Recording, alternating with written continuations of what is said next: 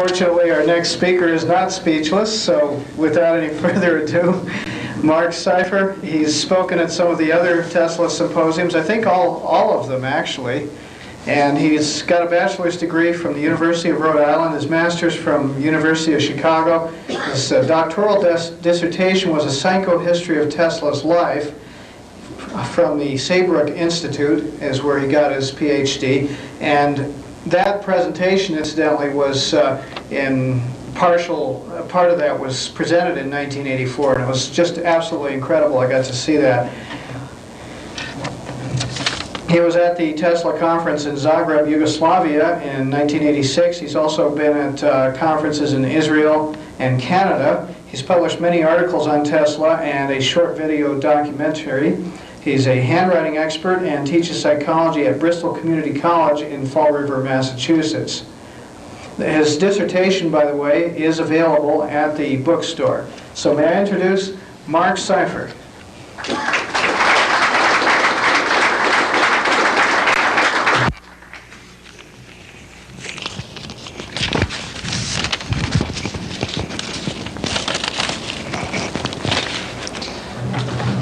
Thank you very much. It's a pleasure to be here. I wanted to mention a couple of things that happened right before we left. I'm here with Lois. And that was that Lois's sister has a dog. And the dog has one of these little devices on there for it's an invisible fence. And so if you go around the property, if you get too close, if the dog gets too close, it gets electrocuted. So it stays, you know, away from the edge of the property. So one day it was in the middle, it was inside its house, and there was a lightning storm outside, and the dog got zapped. And I was thinking that, you know, it became maybe a cavity resonator, the whole property.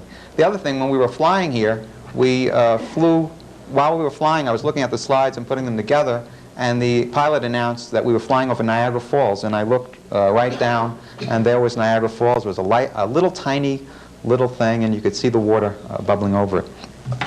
Okay, today I'm going to speak about Tesla and his connection to John Hayes Hammond and the history of remote control robotics. So I'm going to start the slides. I think the machine needs to be put on.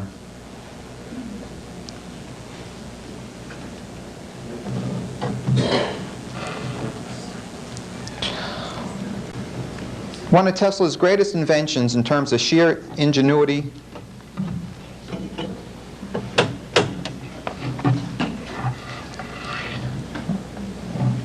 This is the best light I have.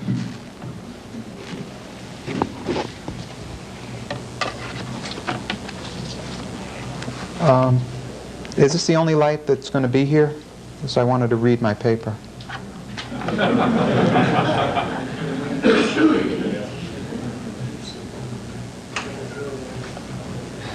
That's my choice, huh?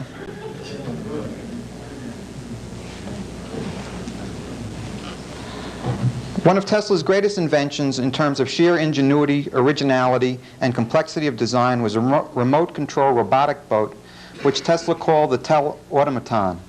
This device was unveiled at the Electrical Exposition held at Madison Square Garden during the height of the Spanish-American War in May of 1898. But earliest precursors could be traced back to wireless motors, which Tesla displayed before the Institute of Electrical Engineers in 1892. The invention comprised the following features: wireless transmission of information and power encompassing a variety of transmitters and antennae, tuned circuits and resonant receivers, the utilization of a combination of two or more frequencies to demonstrate the creation of separate channels and protected privacy, a self-contained unit able to receive commands and respond to them. In other words, artificial intelligence. Here's a picture of Tesla before the Society in London, and these, of course, are the fluorescent lights which are being ignited by wireless transmission of power. This single invention not only established all of the essential principles of what came to be known a few years later as the radio, it also lay as the basis of other creations such as the wireless telephone, garage door opener, the car radio, the facsimile machine, television, the cable TV scrambler, and remote control robotics. The precise nature of the invention, virtually its patent application, was published in most of the journals of the day. This was the brush lamp where it's a bulb inside a bulb, and this idea lies, I think, at the basis of the television tube, because these rays could be easily manipulated by electromagnetic frequencies. And this, of course, is the Tesla boat. This is William Preece. In 1892, Tesla traveled to London to speak before the Royal Society, and Preece invited him to stay at his house. He spent time there. Preece had been working with the telegraph lines since 1860 and had been associated with Edison since the 1870s. It was Preece who coined the term the Edison effect, which was a bulb which showed electronic effects surrounding it, which was probably the first electronic tube which Edison invented in the 1870s, but he had no idea of really what its use would be. So Tesla spent time with Preece at his house. It's very significant because Preece was studying ground currents, electrical energy traveling through the ground. He had telegraph lines, and the telegraph lines would create a current in the ground which could be picked up, and also there were telluric currents in the ground which would be picked up by the telegraph lines. So Preece probably was one of the very first people involved in wireless transmission. And of course in 1895, 1896, Marconi came to work with Preece. So Tesla spent a lot of time at Preece's house, and they swapped ideas. Tesla also spent time with Ambrose Fleming, who called Tesla a magician of the first order. This is Sir William Crookes. Crookes also, Tesla worked in Crookes's lab when he was in London, and Crookes warned him that he was getting very tired and he should be careful of his health. Tesla built a coil for Crookes, and Crookes built another coil, and he passed current through him. And in the letters you see that Crookes says he's very happy that he's been able to send the electricity through his body. Crookes also was probably one of the first people to work in wireless transmission. He sent energy from one end of the house to another, and energy through walls, and he wrote an article discussing his invention and also Tesla's invention in about 1892 in Fortnightly Review, which was very well publicized. And it's almost definite that Marconi read this, and it had to do with Tesla's wireless transmission. They also discussed the use of electricity passing through the body to help for growth, and the setting up of millions of wavelengths for secrecy. They also discussed the controlling of the weather and the relationship of weather patterns to electrical energy. One of Tesla's ideas was to change electrical energy in the atmosphere and create rain where he wanted to. Preece was also interested in psychic phenomena, and he studied crazy things like levitation, and also he was a spiritualist, and Tesla was under his sway for a while, and he then traveled back to visit home when he was in Europe. This is Oliver Lodge. He also was involved in psychic research. Oliver Lodge is probably, and Crookes and Preece are probably the three most important British scientists around the time of Tesla involved in wireless transmission, and Lodge's patents held up against Marconi along with Tesla's. This is a German picture, and you see that Tesla became world famous almost overnight with these London lectures. The first lectures were in Columbia University and then in London. And here is taken from his house in Smiljan, and you can see they're still using ox carts there. It's a beautiful area, and it's set up very much like Colorado Springs, because you've got the very long plain and then the Dinaric Alps in the back. And this is Tesla's home and the church when we were there in 1986. And another picture of the house. It's been restored. It's a beautiful place, and I think they're still working on restoring the church. This is Plitvice Lakes, which is about 15 or 20 miles from his house. And it's just a beautiful section of waterfalls. It's a natural forest, and it's protected. And so Tesla grew up around waterfalls. And this is an identical copy of the statue. This is in Gospic. That the same exact statue was placed at Goat Island, and the Yugoslavians were instrumental in putting the statue at Niagara Falls.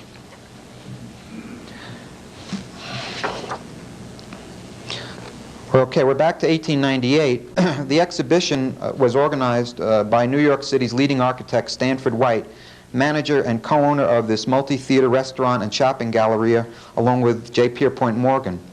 White, who had sponsored Tesla for early entry into the Players Club in 1892, had fashioned a rainbow room of neon lights with the inventor to highlight the beauty of electricity. And White was also the designer of Tesla's Wardenclyffe Tower. This is Madison Square Garden in 1898. It was the tallest building of the day. White had his private tower up there where he held parties. And there was a giant coliseum down here. There was 2 theaters. It was made with 3 different types of marbles. It was a magnificent building. It was torn down in 1929. At the top of the tower was the statue of Diana, which was designed by August St. Gaudens. And White designed many very important buildings. This is the Capitol in Providence, Rhode Island. It's the second largest unsupported dome in the world. And it's just a magnificent building. He was an incredible architect, probably the most important architect of the day, and he was Tesla's closest friend. Here's a letter to Tesla by Stanford White inviting Tesla to visit the tower for a party for an artist whose name is Mr. Abbey. And this is Evelyn Nesbit, you know the famous story with White had an affair with Evelyn Nesbit. She was 16 at the time. This was a few years later. Stanford White. And this is a letter from White after he visited the tower. Where he visited Tesla's lab. Dear my dear Tesla, I cannot thank you too much for your kindness in all your wonderful experiments. Seeing them the other day, they made a strong impression on me, as they did everyone, and I'm going to see them again someday if you will let me. And this was just a picture showing White. He was a ladies' man, and there's the tower and also Evelyn.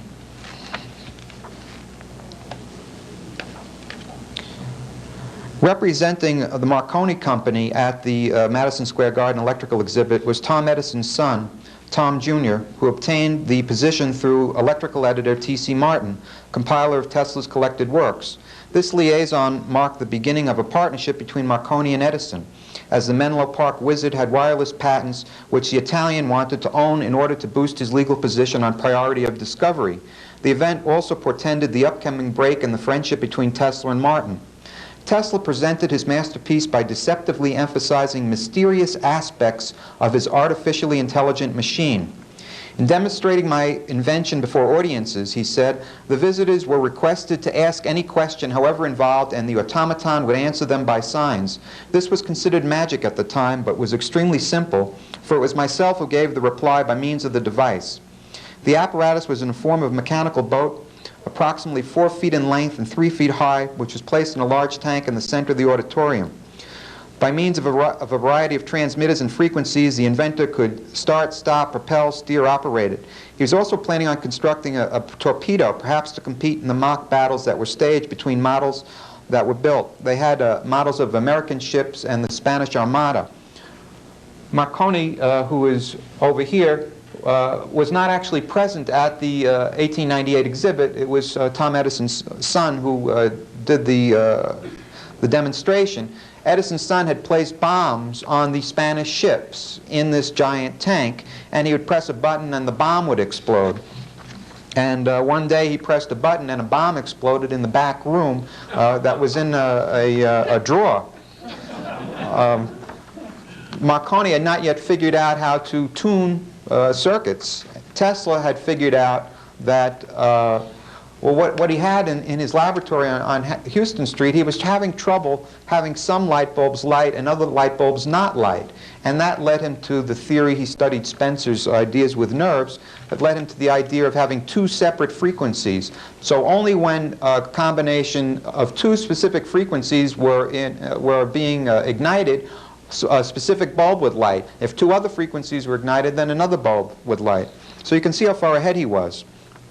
It appears, however, that the public appreciated the dramatic Marconi contraption, which appealed to baser instincts, as compared to Tesla's masterwork, which was 16 years ahead of its time conceptually, and at least a century ahead of its time 16 years ahead of its time operationally, and at least a century ahead of its time conceptually, that is, as envisioned in its final form.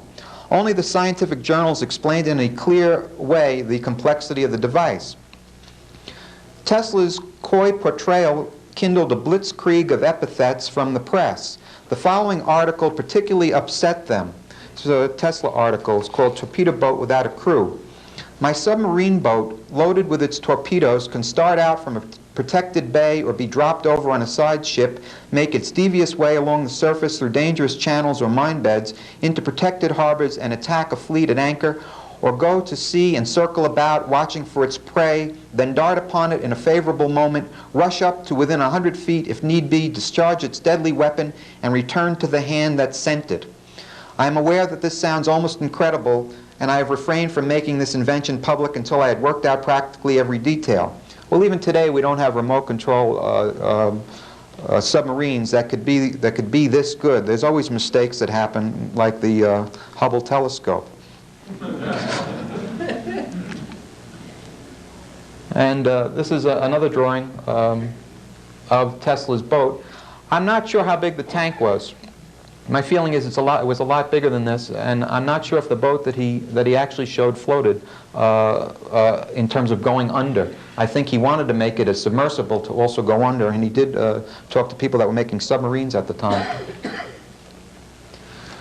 Now, this is a picture of John Jacob Astor. Tesla was meeting with Astor on Astor's ship, and also trying to get Astor to get involved in funding his oscillators and his fluorescent lights. This is a picture, happens to be of Morgan's ship, but Astor's ship looked very much like this. It was called the Nourmahal, and it was a few hundred feet long, and Astor had machine guns set up on it. And Astor asked Tesla to come down to Cuba to help in the war. Maybe his devices could be used. Tesla said that he had a higher purpose, and Astor went down to Washington, donated $75,000 to the United States to set up an artillery battery in the Philippines, and donated his ship to Cuba, and went down to Cuba with a fighting crew and watched from field glasses Teddy Roosevelt storm up San Juan Hill. And so when Roosevelt came back, he was a gigantic hero. This was a cartoon of the day, and you can see how famous Tesla was, sending current through his body linked to the whole Spanish-American War. Dewey used wireless devices to coordinate his ships, and he sunk the Spanish Armada, and you can see what a tremendous boost this was to the ego of the Americans when they beat the Spanish and picked up Cuba and Puerto Rico, and freed Cuba, picked up Puerto Rico and the Philippines. Now, this is John Hayes Hammond. In the O'Neill book, which, my own opinion, I think it's a fantastic book, but it does have a few errors here and there. O'Neill said that Hammond had given Tesla $10,000 for the torpedo boat. Well, I checked Hammond's life, and it turns out he was in South Africa at the time. In fact, he had been arrested by the Boers during the Boer War, so he couldn't possibly have given Tesla $10,000 at that time. It was later, in linking it with his son. Hammond was a diamond and gold miner in the United States and also in South Africa. These are the Boers, and they did not like the British coming in. The Boers were Dutch and German. And these are the trekkers that they roamed through the area, and they hated that the British and the Americans were coming in and putting up the diamond mines. So they arrested Hammond and Cecil Rhodes, and that's Cecil Rhodes from Rhodesia, and they kept them arrested. And there's a very funny story about Mark Twain. Twain was on a world tour, and he came to South Africa, and he was very famous in South Africa, and Hammond was arrested along with Rhodes, and Twain said, I hear you have some very expensive bugs in your prison. And the officer said, what do you mean? He said, well, you have $1 million bugs in your prison. And they suddenly realized that these people were much better. They were sentenced to be hanged. They were worth more alive than dead. And so Rhodes paid $600,000, $125,000 apiece, and got all the men out, and those were advances against the monies that they were going to take in their diamond mines. And then Hammond went to England. And here's a letter from Mark Twain to Tesla about the same exact time all this was happening. Twain was in Tesla's lab in 1894, and I think he was in South Africa in 1896. Could you back up that letter?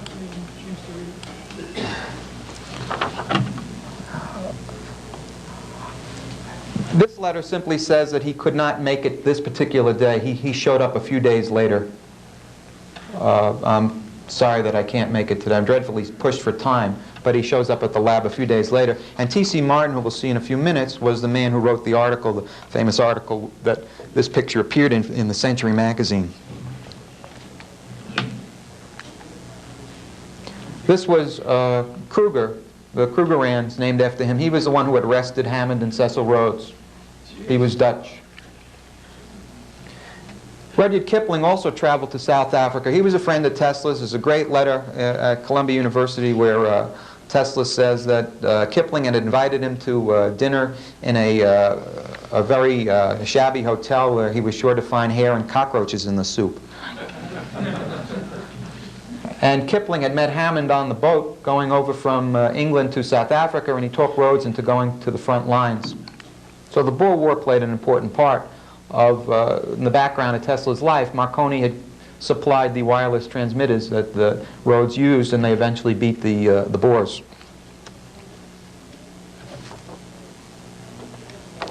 This is a letter where Tesla says to the Johnsons, "My dear Luca, if you have visitors, ordinary mortals, I will not come.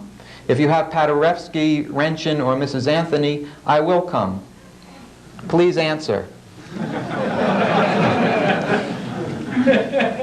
And you see just a beautiful handwriting, a lot of rhythm and speed, and a giant N, very warm handwriting. This is Robert Underwood Johnson. This is a picture of him later in life. Just a wonderful man. As Dr. Marinchens mentioned, once you start reading the letters, you get trapped in there and you're stuck for a long period of time. And this is Johnson's handwriting. You get a feeling of a very caring, whimsical man. Katherine Johnson, who I won't talk about today, but she certainly had very strong feelings for Tesla, a love affair of some level, probably a platonic love affair, but she certainly loved Tesla. And this is Paderewski, who Tesla refers to as Miss Paderewski. I think it's a joke referring to his long hair. He was a brilliant pianist. He was the highest paid performer of the day, and he eventually became Prime Minister of Poland.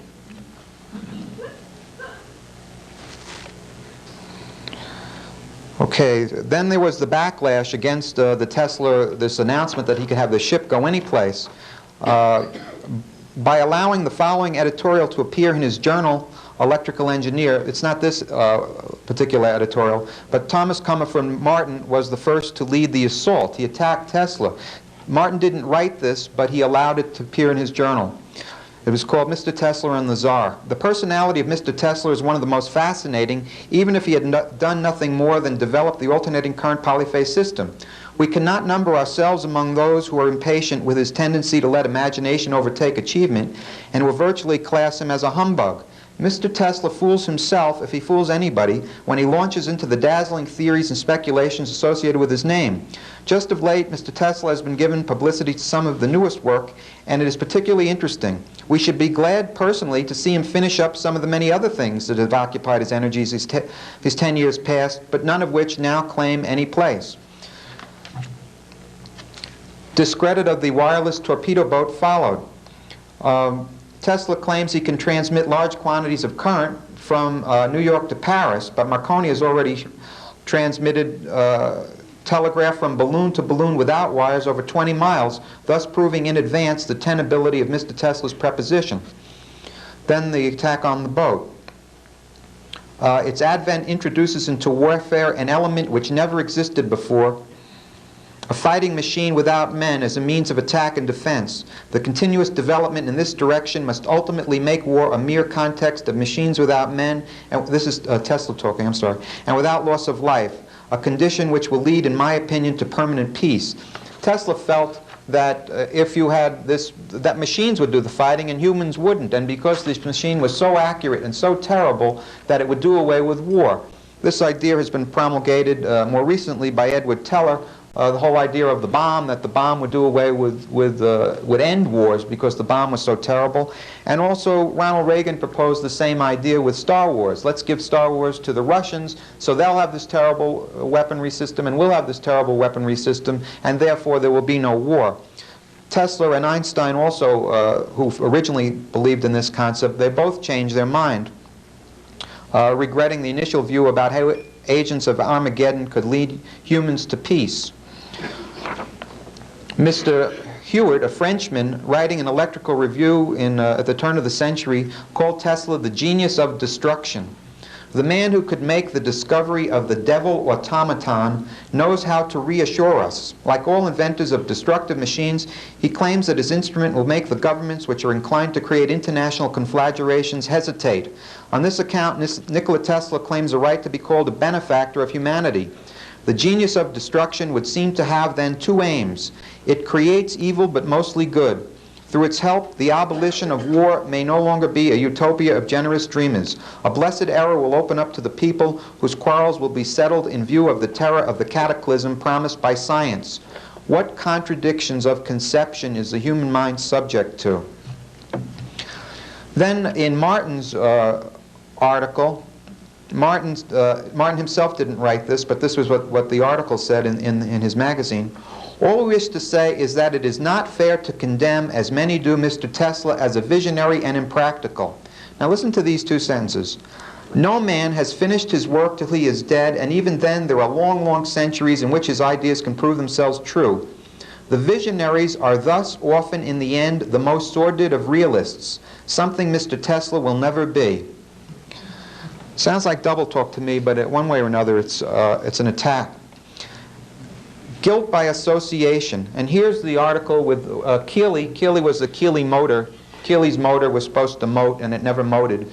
And it never moted for like 25 years. And Keeley raised tens of thousands of dollars. In fact, Astor gave money to the Keeley motor. And Keeley was arrested for the motor. And they eventually found he was using compressed air in a secret tube. Was Keeley a charlatan? This was on the same page. You see Science and Sensationalism. Tesla's name is mentioned, and Keeley, all at this time.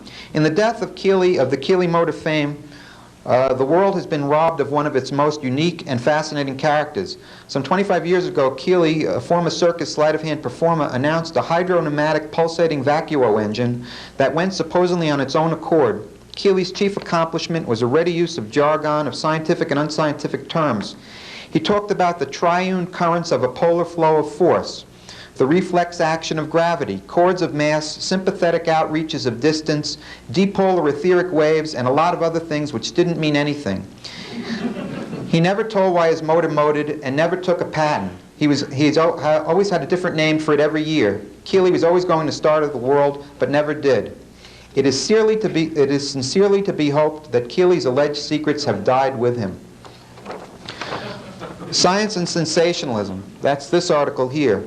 That the author of the multi-phase system of transmission should at this late date be flooding the press, he's talking about the remote control boat, with rhetorical bombast that recalls the wildest days of the Keeley motor mania is inconsistent and inexplicable to the last degree. The facts of Mr. Tesla's invention are few and simple are the fancies which have been woven around it, are many and extravagant. The principles of the invention are not new, nor was Tesla the original discoverer. This, of course, extremely upset Tesla because he was the original discoverer of all of this, and it harked back to the attacks against Tesla that he wasn't the original discoverer of the AC polyphase system.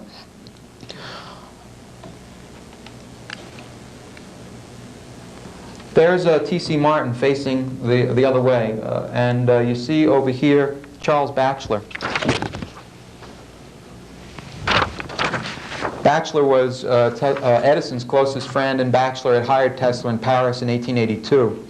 I also found evidence that Batchelor did not write the letter, I know two great men in my life, Mr. Edison, you are one of them, and Tesla's the other man, because I found that first of all, Edison met Tesla in Paris in 1882, and also Batchelor was back in New York by the time Tesla arrived in 1884, so he didn't have to write a letter.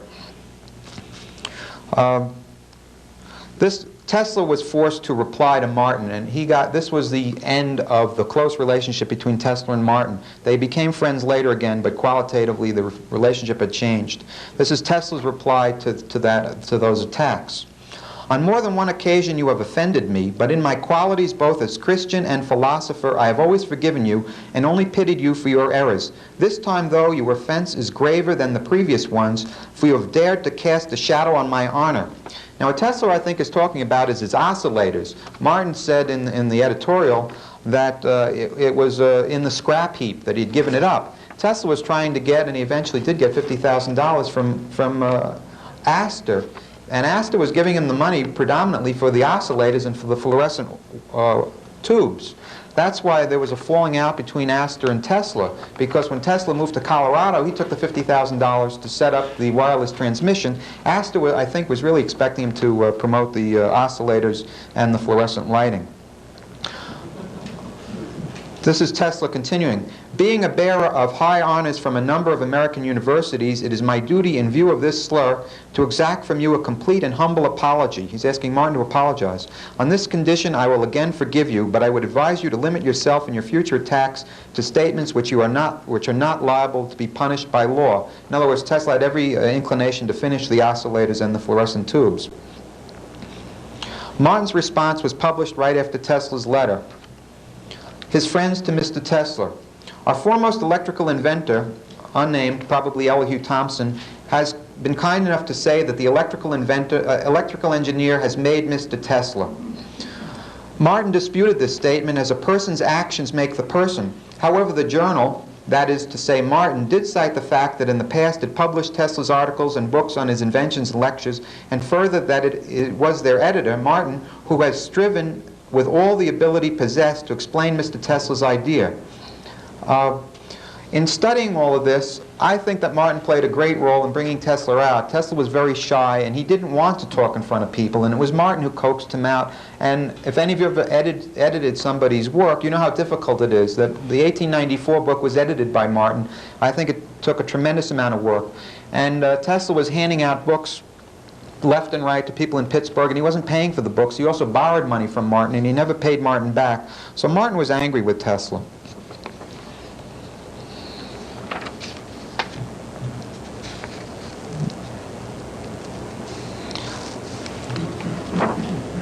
This is Keeley, and you see the Keeley motor, and it's not moting.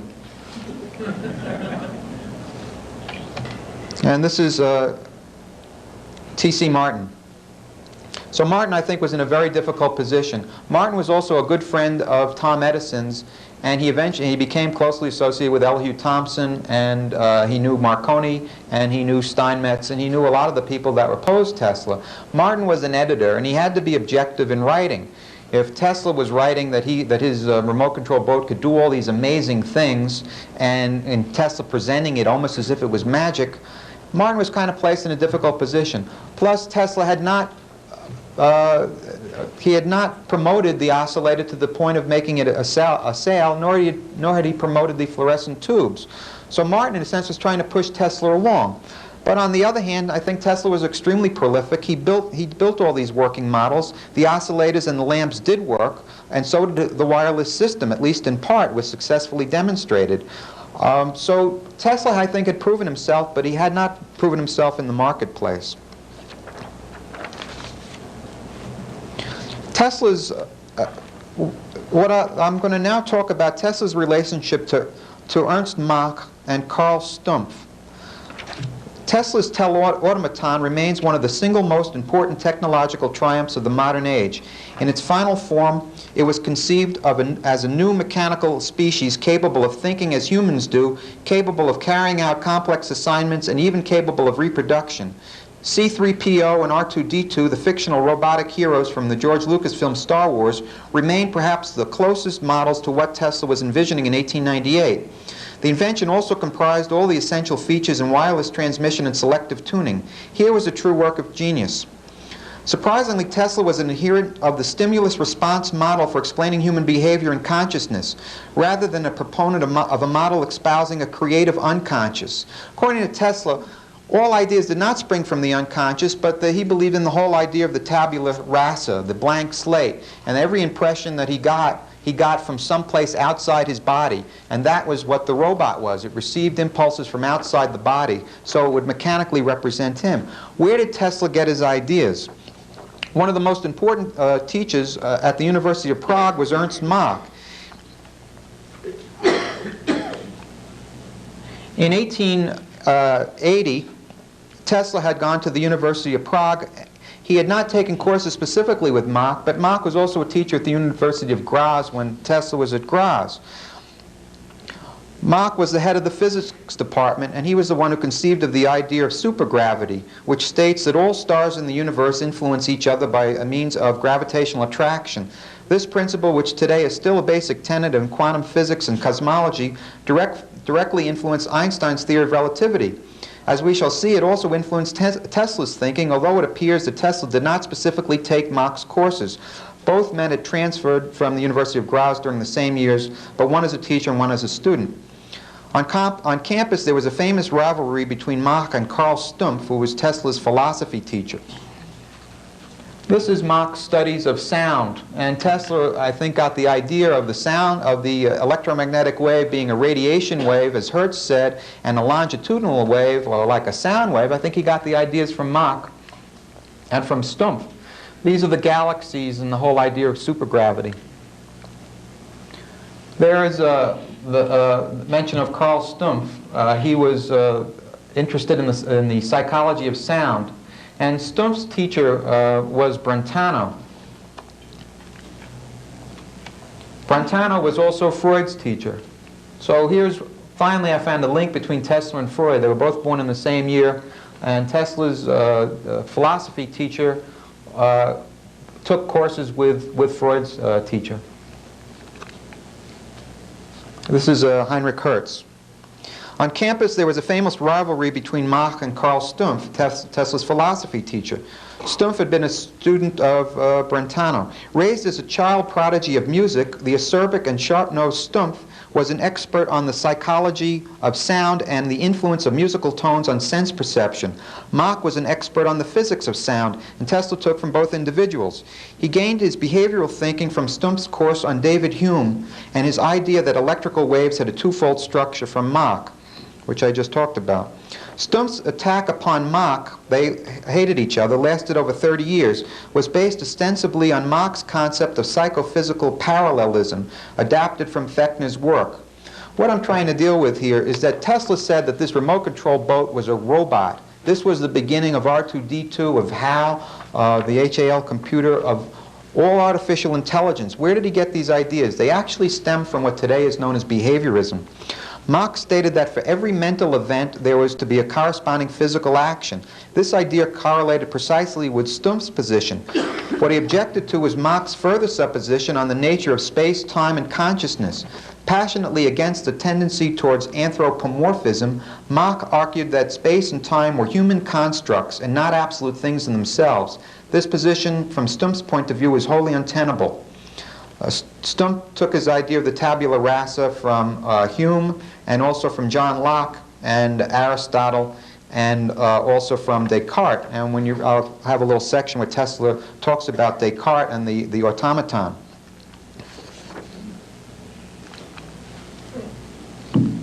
This is the hierarchy of intelligence, and you start with the early primates, and you have early man. What would be the next level of intelligence would be artificial intelligence. Tesla felt that he had invented a new species on the planet, and this species was made out of wires and steel. The teleautomaton also paralleled precisely a model developed in the story of the well-known writer Bulwer Lytton. Bulwer Lytton was as popular as Charles Dickens of the day. Although Tesla insisted in a letter to Johnson that he didn't get the idea from Lytton's work, The Coming Race, it's such a close concept to Vril power that it's hard to believe that Tesla didn't take his ideas from The Coming Race. This is from The Coming Race, which was written in 1870. In all service, whether in or out of doors, they, the people of Vrilya, that's V-R-I-L, make great use of automaton figures, which are so ingenious and so pliant to the operations of Vril that they actually seemed gifted with reason. It was scarcely possible to distinguish the figures I beheld. He went under the earth and met the people of Vril and saw these figures. They apparently went around guiding by superintending the rapid movements of vast engines. I couldn't tell these automatons from human forms endowed with thought. Paradoxically, although Tesla's achievement was highly original, and though he touted himself as the creator of new principles, in no way did the inventor think that he had ever produced a new idea that did not stem from something external. A reader of great philosophers, Tesla understood the full impact of the adoption of the teleautomaton would mean for the world. He saw clearly the implications inherent in the coming race. Machines would not only replace laborers, they would think for themselves. Tesla's genius, therefore, was in the appreciation of the advanced thinking of others, such as Descartes and Hume and Stumpf and the willpower idea, and more importantly, in implementing on a practical basis their abstract ideas. Where others sought to change the world with thoughts, Tesla manifested on the physical plane real working models.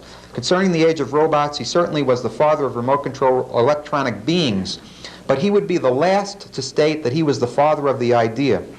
He writes about Descartes, that he got the idea from Descartes.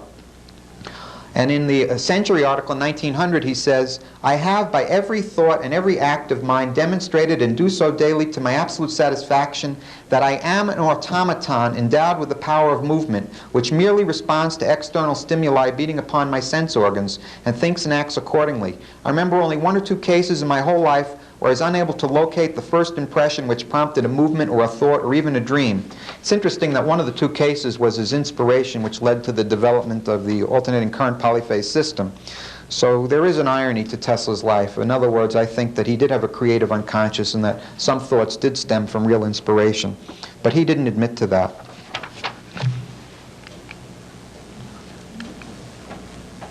This is a study of the brain.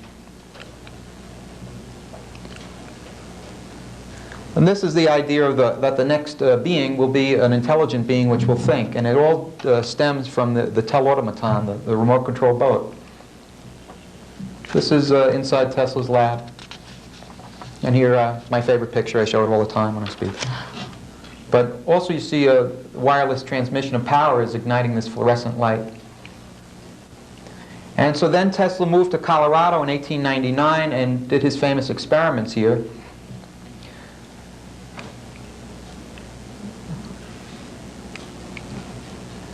And this picture here, in the O'Neill book, they said that it's 26 miles away, but it seems it was only a few hundred yards from the lab.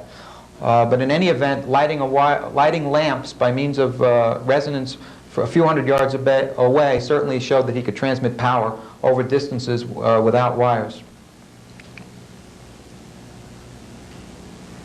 Here's a picture of Tesla.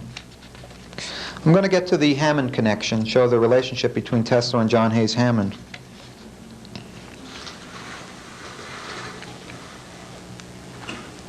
This was an interesting picture Tesla took in his lab of electrical effects. Before Tesla linked up with Hammond Jr., Hammond's son, he formed a partnership with Morgan. And here's Tesla's handwriting in 1905. Still looks very strong and powerful. And this is the Wardenclyffe plant, which still was in existence. The Wardenclyffe plant, one way or another, basically closed in 1906. It was built about 1901, 1902, and he had run out of funds, and he continually asked Morgan for the money, and Morgan refused to give him the money, and Morgan scuttled his attempts to gain funding from Frick and Schiff and Thomas Fortune Ryan and others. And this is Morgan. This is the contract between Tesla and Morgan. Inside Wardenclyffe.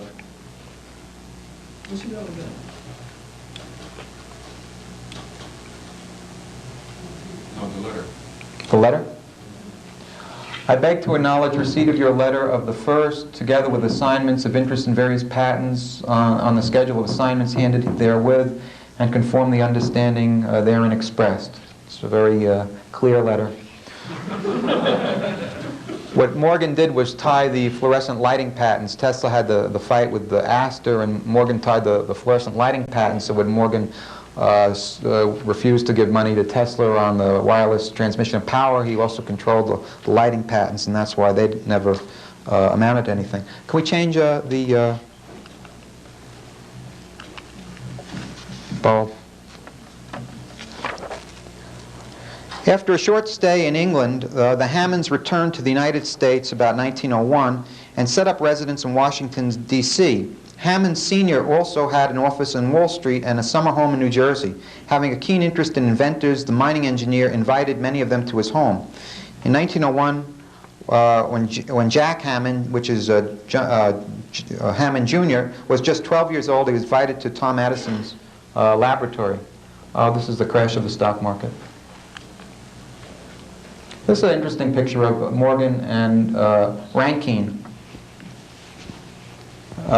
one of Tesla's members of Tesla's company, owner of his company, and also the developer of the Niagara Power Project. Oh, this is another thing that Tesla was involved in, harnessing the sun. He had solar energy machines.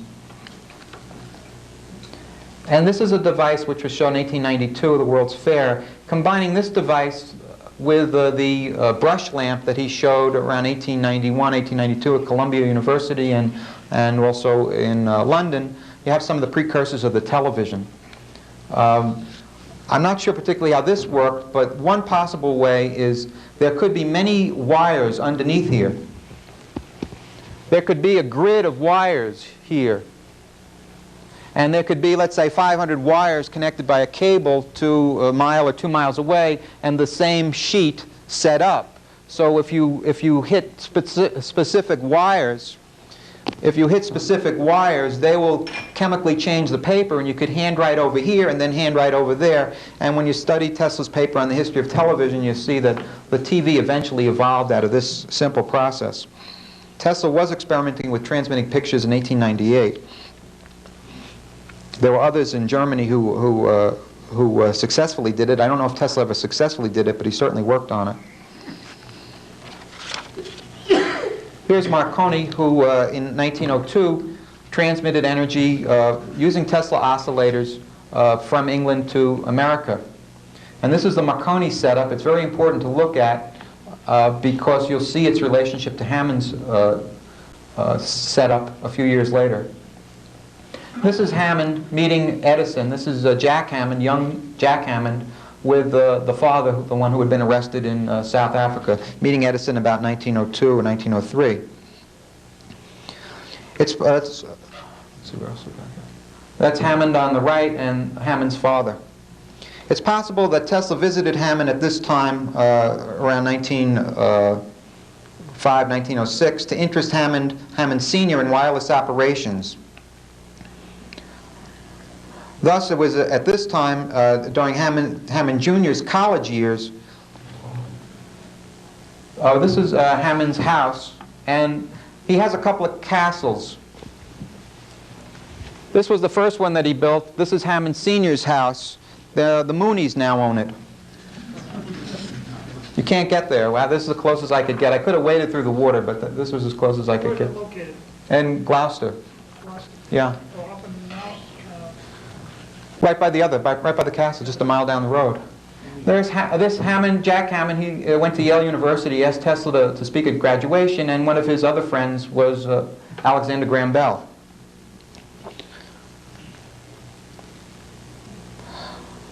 Tesla and Bell were, so to speak, my scientific godfathers, Jack wrote in his diary. I found them deeply inspiring. Jack's experiments started in the early 1908. He was about 20 years old when he developed an electrical steering and also an engine control for a boat, finding that he could control this mechanism over short distances with a radio impulse. The Hammonds set up a permanent residence in the harbor in Gloucester, Massachusetts, and Tom Edison he visited, and famous inventors came there.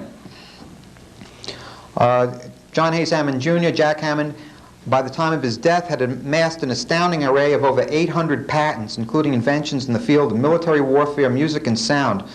He's not related to the Hammond of the electrical organ fame. And home appliances. Some of Jack's most unique contributions include a cigarette case which popped out with a lit cigarette, precursor to the microwave oven, push-button radio, a super heterodyne coincident with Edward Armstrong, aircraft guidance systems, a time-controlled gas bomb, magnetic bottle cap, combination piano, radio, phonograph, windshield washer, mobile housing unit, And listen to this one, a telestereographer, or a mechanism for projecting three-dimensional images via wireless. In 1909, during the senior year, the 21-year-old budding savant wrote to his father to arrange for a meeting with the Serbian high priest of teleautomatics. Father, I have a strong, important information that I desire to get from Mr. Tesla.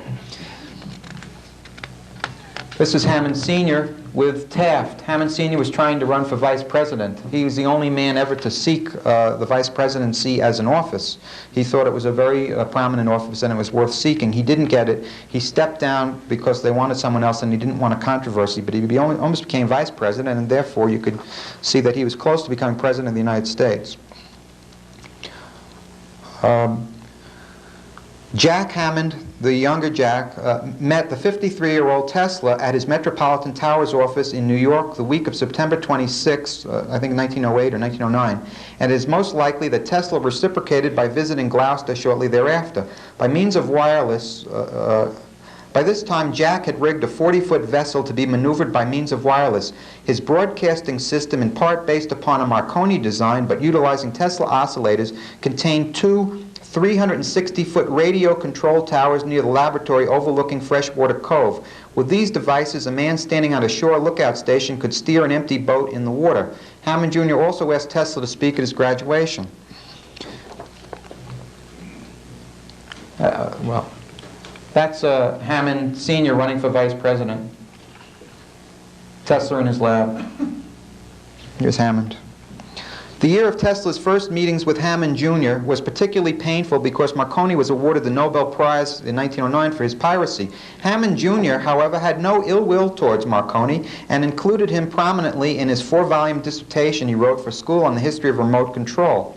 Mr. Tesla, in 1892, Hammond wrote, showed that the true Hertzian effect was not a means by which it was possible for sending station to communicate with a receiving station at any great distance.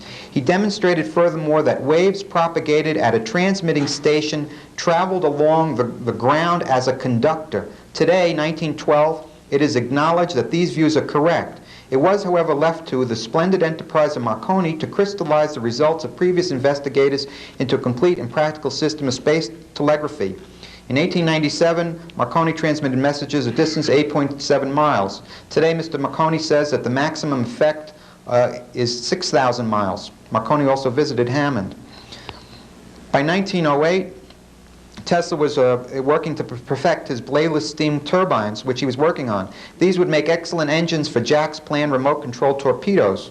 With his characteristic humor, barbed with some fear of the truth, Tesla wrote, Dear Mr. John J. Hayes Hammond Jr., I got this from Leland Anderson. I was glad to read the enclosed news report. This is a water on my mill. Just make a lot of money, then I will sue for infringement, and we will divide and make a lot of money. Yours truly, Nikole Tesla. Soon a partnership was formed, Hammond Sr. footing the bill. These are the brothers. Hammond Sr. said, go in on this with your brother Harris. He is older than you and more experienced, and be careful with Mr. Tesla. Jack's father warned before the deal was finalized. He tends to spend gold as if it were copper. Jack was had naturally studied Tesla's method of selective tuning, which he called in his 1903 prophetic genius patent. Tesla had noticed in 1890, I talked about this, that he had the two combinations of two or more frequencies. This is the whole idea behind the scrambler also. You have two different frequencies would trigger one response, and Hammond called this the prophetic genius patent. This patent, along with Tesla's method of utilizing resonant earth frequencies for transmission, that is, Tesla currents, became the backbone of a plethora of military guidance systems which Hammond Jr. would come to design. In 1911, Jack contacted the U.S. Wireless Department with the hopes of selling them a ship-to-shore communication system capable of transmitting 20 words per minute. Dear Mr. Tesla, I have attached my chariot to a star. Let us create an unpretentious company and call it the Tesla Hammond Wireless Development Company. Yours sincerely, John Hayes Hammond Jr. Tesla began to work on his turbines in earnest at the Edison plant and also looked for prospective clients. One of his plans was to sell 500 engines to the Japanese. By applying my turbine to their torpedo, Tesla wrote Jack's brother Harris, I can double the power. We should negotiate royalties on the basis of horsepower. Tesla also was negotiating with General Electric, the Sieberling Company, the developers of high-speed power boats. Promising great success, Tesla worked overtime on the turbines as Jack continued perfecting a prototype remote-operated boat and wireless broadcasting station, which soon had a range of 2,000 miles, making it the most important private sending station in the world. Jack had also studied telephotography and worked on perfecting an electric. This is in 1914. I have a better picture of this electric dog. Here you see Jack's transmitting station. You see it looks just like Marconi's. And on the right is the boat that was operated by means of wireless. This boat, he traveled all the way from Gloucester to Newport Naval Base with wireless. But you can make journals readable by the system. There's the boat. What's very curious, and I was discussing this with Leland about it, and that is that Tesla did not work so much in his partnership with Hammond to develop the wireless transmission. He was more involved with building the turbines. And the question remains as to why didn't Tesla get more involved with the guidance system and less involved with the turbines. Tesla's plan was to replace the automobile engine. He still wanted to resurrect Wardenclyffe. That was his most important thing.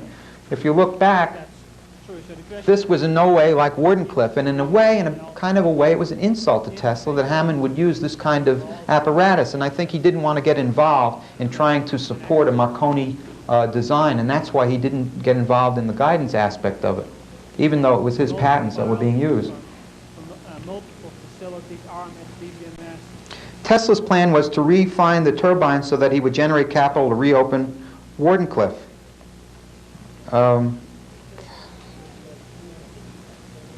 His 15-story ghostly tower, which had been laying in cobwebs for nearly a decade. The wizard expanded his market by designing prototypes that could replace the gasoline engine for the automobile.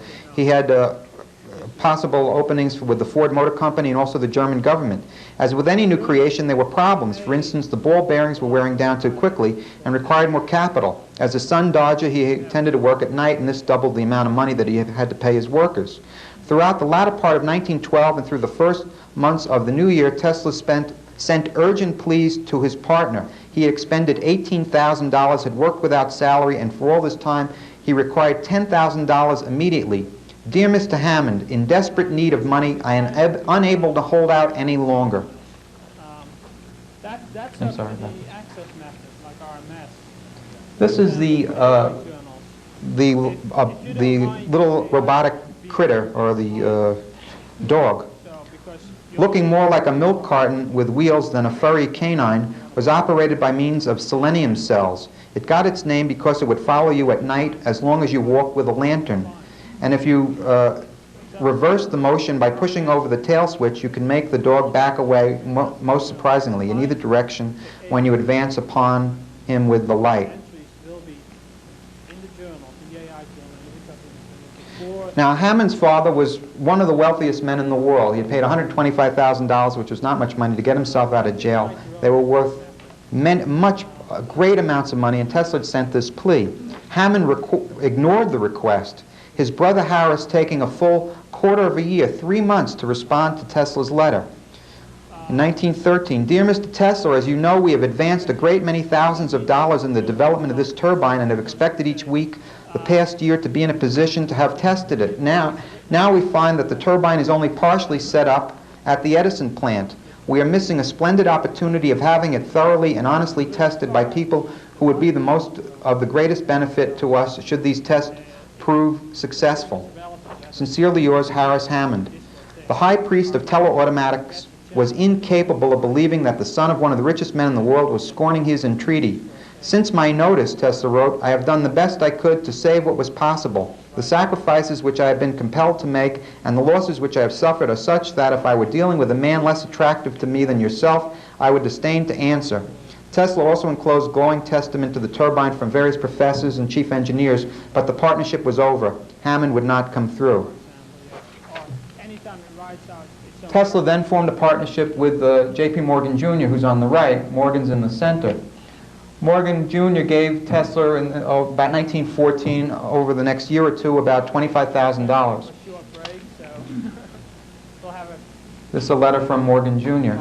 I received your letter December 19th and am quite willing to extend the old loan. I don't think Tesla ever paid back the $25,000. He was asking for $10,000 from Hammond, and he didn't get the $10,000. I think he needed maybe $60,000 or $100,000 to finish the turbines. There was too many problems because the $25,000 was not enough. Tesla eventually did reap rewards from Alice Chalmers. I think he eventually got in the neighborhood of $40,000 for the turbines, but it was too little too late, and the system, and he didn't have enough money to complete Wardenclyffe. some of these slides you can go over fairly quickly. Morgan was shot at during World War I. There is a create He was actually wounded. service. You have to all of This is a letter in 1916. Various Navy personnel were going up, admirals, to see Hammond's boat work. You can create a new journal file. And this is an article about 1920 of the Tesla Wardenclyffe guidance system operating an airplane. And this is a modern one. This is from the New York Times maybe a year or two ago, using microwaves on the right. Two kinds of development. The Germans were involved in using wireless transmission. Tesla needed money to pay the Waldorf Astoria, and they ripped down the tower in 1917, about 2 or 3 years after the Hammond connection ended. The access count drops to 0 for a temporary journal. The device While Hammond Jr. was building torpedoes and guidance systems, Hammond Sr. was trying to create the League of Nations. permanent, then it'll stay around. It's just a picture of wireless transmission. This is Marconi and Sarnoff. In about 1923, Hammond Jr. finally was able to get money from the government. They owed him about $400,000, and he eventually got about $500,000 from the government for all of his work. It took him 10 years, though, so in 1914 is when his relationship with Tesla ended. It took him 10 years later. Hammond was a young man. He was still in his 30s when he got paid, but it was much too late to be of any use to Tesla. Hammond then sold a lot of radio patents to RCA. He got $250,000, so around 1925 he was a millionaire all on his own. Or as command. So he was closely linked to Marconi and also to Sarnoff. And here you see mention of a letter from the Secretary of War This is really the way in which you create for the DI, $250,000 that they owed Hammond journals, from the National Archives. special and different. This is the castle that Hammond thereupon built in the late 1920s. Users cannot This castle still stands as a museum. It's an excellent place. And inside here, and that's done with there are all chimes. There's an organ down here. This whole castle is built up to have an organ, and it's just a coincidence of the other Hammond. This is a real pipe organ. It's the largest private pipe organ in the world. It's got 8,000 tubes. And Lois and myself went there, and we heard a concert. We heard the fellow play Phantom of the Opera, and he rocked us out of our seats. It was amazing. journal is the default. And there's the organ inside the castle. So Hammond built a castle in Gloucester, Massachusetts, near Boston. This is Mr. Pettibone. He's the head of the Hammond Museum, and he dresses up as Dr. Hammond. So he's now Dr. Hammond, and he gives the tour. This is a picture of the castle. It was supposed to be taller, but for various reasons he decided not to. And there's a moat here. Hammond went to Europe, and he bought all original work, artifacts, and brought them back. And he had an atrium and a pool in here, and he used to dive off into the pool. Beautiful place. Definitely worth visiting. Continue and do what it does. This is Hammond. And when he got married, his wife bought a fig leaf. So we see that Hammond also had vanity. And here you see the moat in the castle. Did not say new. And Tesla at this time, 1917, was having articles in Electrical Experimenter where this concept was being dealt with. These are people. Hammond knew Stykowski, and he knew Morgan's children and Edison's children. They all visited the castle. Helen Hayes, very famous actors and actresses, they all went to concerts in the 1930s. Tesla was reduced to having stationery. That was what was left of his tower. And so he never really cashed in on all of Hammond's successes. Just a picture of the times of a radio transmitting car. No, I think it was a car that picked up a radio and spoke. Tesla made, though, in 1931 the cover of Time magazine. And he also got involved with the death ray. So Tesla was involved with a lot of weaponry systems. He had mixed feelings about weapons. He thought, on the one hand, that if we built terrible weapons, it would prevent wars from happening. But on the other hand, he also knew that they could be misused. And Hammond was involved in secret frequencies. This is an article on Hammond's various guided waves. Hammond also worked in using television as a weapon in war in the 1930s, scrambling images. He had a secret laboratory up in the castle. And Tesla was still working with cosmic rays and mystical ideas as well. This is Hammond in the 1950s. Had 800 patents. He has more patents than anybody except for Edison. And in the 1940s, the Tesla, that boat is named the Tesla, was created in honor of Tesla by the U.S. Navy. So I think that in a way it's a shame these two geniuses got together, but there were various conflicts and they did not work out. This is a picture of the statue of Tesla in Gospic. And that basically is my talk. It's just a shame that it did not work out, but there was a lot of interesting connections between the two men. Thank you very much.